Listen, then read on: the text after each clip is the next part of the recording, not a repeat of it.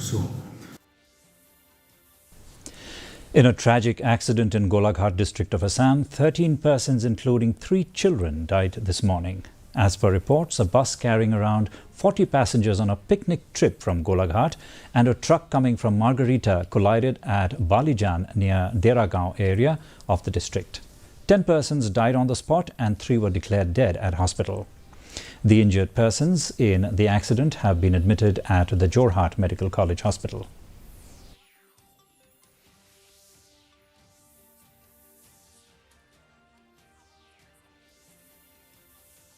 बस बालीजान के पास हुआ है 12 के आसपास आदमी का मौत हुआ है और बहुत दुखजनक है। नए साल के दूसरे दिन ही ये घटना हुआ है।